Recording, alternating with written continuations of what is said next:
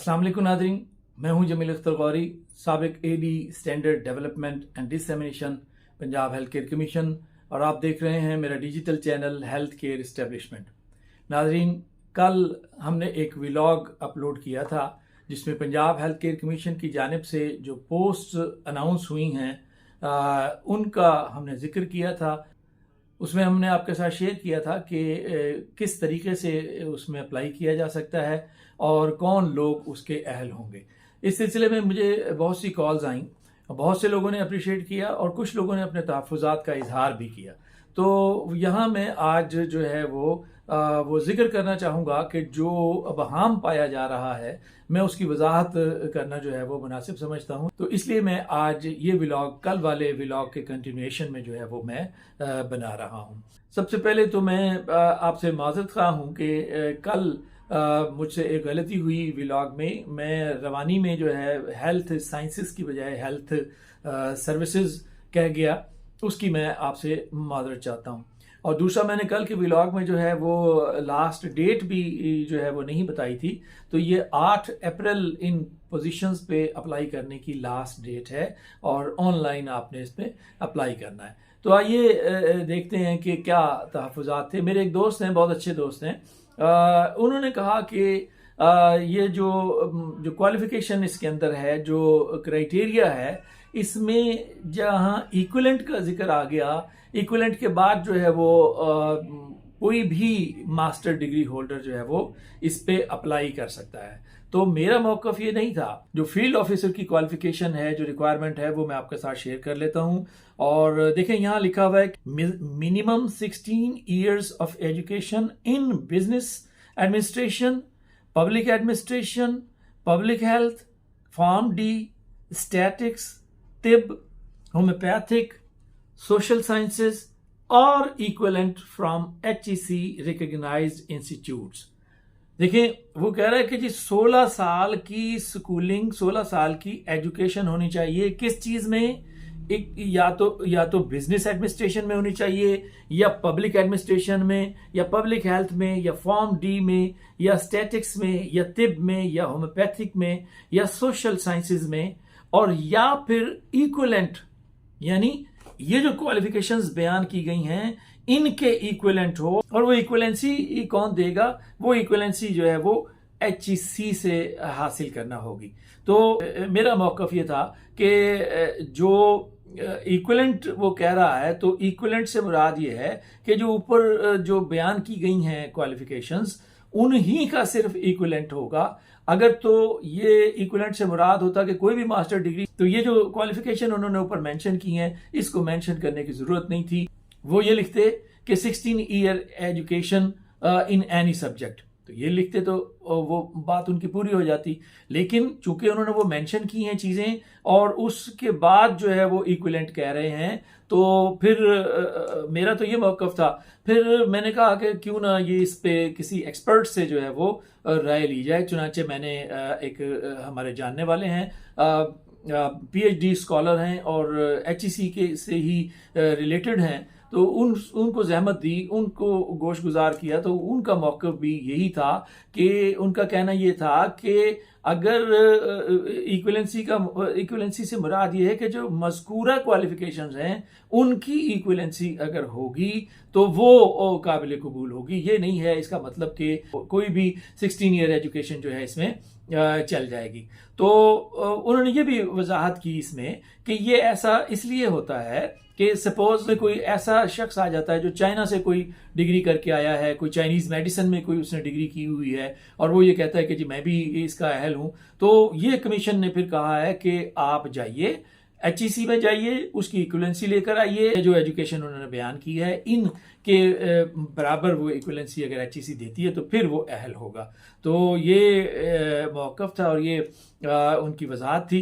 फिर मैंने एक और सवाल उनसे पूछा अपनी मालूमात के लिए। मैंने उनसे कहा कि जो DHMS होम्योपैथी का डिप्लोमा था वो पहले मैट्रिक के साथ होता था, तो अब वो FSC के साथ होता है। और अगर FSC के साथ होगा तो FSC के 12 साल हो गए, और आगे जो 4 साल का डिप्लोमा है, 4 साल की वो स्कूलिंग हो गई, तो 12 और 4 16 साल हो गए। तो क्या ये 16 साल की स्कूलिंग में आएगा? तो उन्होंने कहा कि बिल्कुल नहीं आएगा। क्यों नहीं आएगा? वो ये कहते हैं कि जो डिप्लोमा है वो एजुकेशन में या क्वालिफिकेशन में उस तरीके से नहीं आता जिस तरह से डिग्री जो है वो शामिल होती है। तो क्वालिफिकेशन उसकी एफएससी रहेगी और ये डिप्लोमा जो है ये स्किल है, ये उसकी क्वालिफिकेशन में शामिल नहीं होता। डिप्लोमा चाहे कोई भी हो, वो कहते हैं कि जो तिब का हो या होम्योपैथी का हो या डिप्लोमा कोई भी होगा, वो क्वालिफिकेशन जो है वो उसकी उससे एनहांस नहीं होगी, वो स्कूलिंग उसकी जो है वो उतनी ही रहेगी। तो ये सिर्फ डिग्री की सूरत में है कि अगर डिग्री आप मुतल्लिका सब्जेक्ट में जो है वो कोई डिग्री करते हैं तो फिर वो स्कूलिंग आपकी जो है वो कंसीडर होती है। तो मैं उनका शुक्रगुजार हूँ कि वो देख रहे होंगे व्लॉग, तो मैं उनका शुक्रगुजार हूँ कि उन्होंने रहनुमाई फरमाई। एक तो क्यूरी ये थी, एक और मेरे बहुत ही मोहतरम हैं और मैं उन्हें उस्ताद का दर्जा देता हूँ, साबिक member national council for homeopathy हैं। कल उनका एक मरासला जो है वो आया, जब वो व्लॉग मैंने उनके साथ शेयर किया तो उन्होंने एक मरासला जो है वो भेजा और उसकी हेडिंग जो है वो लगाई, जो मेरा नाम लेके उन्होंने कहा कि जी ये जो व्लॉग इन्होंने किया है ये गुमराह कुन व्लॉग के सिलसिले में मैं तरदीदी बयान जो है वो जारी कर रहा हूँ। अच्छा, उसमें उन्होंने और बहुत सी बातें भी लिखी हैं, लेकिन मैं सिर्फ रेलिवेंट पोर्शन जो है वो मैं उनका पढ़ के सुनाना चाहता हूँ। मैंने मुनासिब समझा कि मैं उनकी ये बात भी जो है आपके साथ शेयर करूँ। तो उन्होंने लिखा कि जी BHMS के मद्दे मुकाबिल हज़ारों की तादाद में ऐसे DHMS मौजूद हैं जो तालीमी काबिलियत के लिहाज से management sciences, social sciences, statics और दीगर अहम डिसिप्लिन में आला इल्म के हामिल हैं। इनके लिए यह गुमान रखना कि वो पंजाब हेल्थ केयर कमीशन की हालिया पोजीशन के लिए अहल ना होंगे सरीहन मजाक है और PHC को ये बावर कराने की कोशिश की जा रही है कि अकलियत यानी BHMS जो होम्योपैथिक की डिग्री होल्डर्स हैं कि यानी कि अकलियत BHMS ही वैल्यूड उम्मीदवार हो सकते हैं, जो कमीशन को गुमराह करने की मजमूम कोशिश है। तो ये उनका तरदीदी जो है वो बयान था।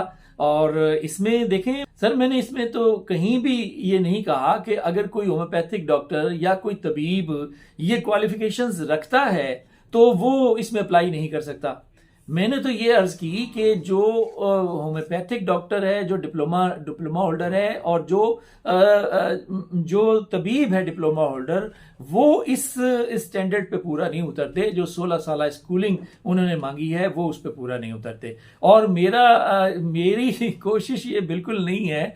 मैं तो जब कमीशन में था तो उस वक्त भी हमने तो ये कोशिश की थी, जो आप ये कह रहे हैं कि ये लोग काबिल लोग मौजूद हैं, हमने ये उनको तजवीज़ दी थी बाकायदा कमीशन में। मैंने और कमीशन में मौजूद हैं इस वक्त तिब के नुमाइंदे और बहुत ही स्किल्ड और पढ़े लिखे जो हैं वो तबीब हैं, हकीम फारूक हसन साहब, और वो आजकल वो PhD के सिलसिले में कोशिश कर रहे हैं। BEMS तबीब हैं वो, और माशाल्लाह MPhil भी उन्होंने किया हुआ है। तो हमने मिल के ये जो है वो तजवीज़ दी थी उसमें कि आप ने जो ये क्वालिफिकेशन रखनी है उनकी, वो क्वालिफिकेशन आप रखें। और उसके साथ अगर किसी ने होम्योपैथी का डिप्लोमा किया हुआ है या किसी ने तिब का डिप्लोमा किया हुआ है तो उसको प्रेफरेंस दे के आप इन शोबों में उनकी खिदमात हासिल कर सकते हैं। तो ये तो हमने उस वक्त भी तजवीज़ दी थी और आज भी इसको निगेट हम नहीं कर रहे कि अगर किसी के पास ये क्वालिफिकेशंस मौजूद हैं और जो यहाँ रिक्वायर्ड हैं, तो और उसके साथ और उनके पास होम्योपैथी का या तिब का डिप्लोमा भी मौजूद है, तो ऐसा कैंडिडेट तो बहुत बेहतरीन जो है वो कैंडिडेट होगा और ऐसे कैंडिडेट की जो है वो कमीशन को ज़रूरत है। तो ऐसा नहीं है कि हम ये BHMS लोगों को जो है वो सामने ला रहे हैं। ये BHMS का भी हक है और DHMS का भी हक है और फाजिल तिब वल जराहत का भी हक है और BEMS वालों का भी जो है वो हक है कि उनको मसावी उस पे जो है वो ये जॉब्स मिले। और अगर कमीशन इसमें ये कर देता तो ये ज़्यादा बेहतर होता कि मास्टर डिग्री होल्डर वो कोई भी हो। जो मेरे दोस्त हैं उनकी तजवीज़ भी यही थी कि मास्टर डिग्री होल्डर अगर कोई भी हो, उसने चले मास्टर तो किया हुआ है ना, 16 साल स्कूलिंग तो उसकी है ना, चाहे वो आर्ट्स में है, उर्दू में है, किसी भी चीज़ में है, 16 साल स्कूलिंग है, तो उसके साथ वो होम्योपैथिक का डिप्लोमा होल्डर है या तिब का डिप्लोमा होल्डर है, तो उसे भी कंसीडर करना चाहिए और उसे भी इसका हक देना चाहिए। तो मैंने ज़रूरी समझा कि ये दो इश्यूज़ हैं, इसको मैं एड्रेस करूं, और उम्मीद है कि मुझसे जो गलती हुई उसको भी आप दरगुजर फरमाएंगे। तो अब तक के लिए इतना ही। आइंदा व्लॉग तक मुझे इजाज़त दीजिए। अपना और अपने इर्द गिर्द रहने वालों का बहुत सा ख्याल रखिएगा। अल्लाह हाफिज़।